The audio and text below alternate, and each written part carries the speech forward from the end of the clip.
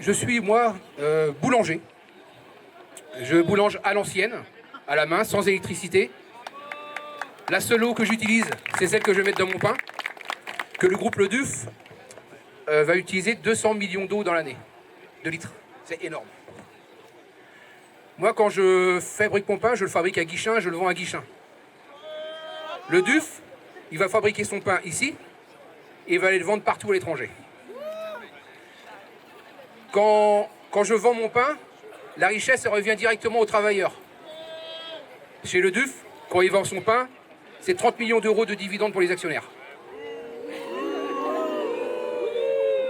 Dans ma boulangerie, entre le grain de blé et le consommateur, je suis le seul intermédiaire. Ça, c'est quelque chose qui me cause. Après, sur un... Je ne vais pas être très long, parce que beaucoup de choses ont été dites, et du coup, j'écourte un peu tout ce que j'avais à dire. J'ai passé mon CAP de boulanger en 2019. CAP pour adultes.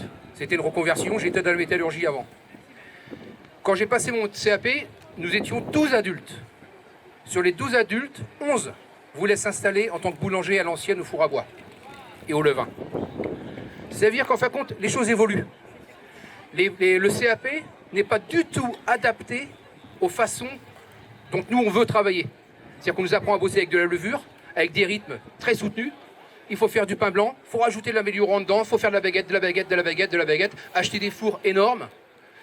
Si on veut faire tourner ce four énorme et qu'il soit rentable, il va falloir avoir un gros pétrin.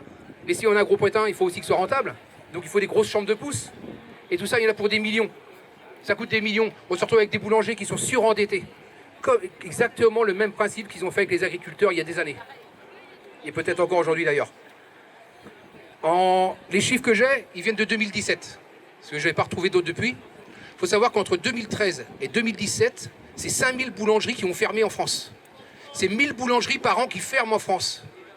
À un moment où on nous dit que l'abondance c'est fini, on accepterait un projet comme Bridor ?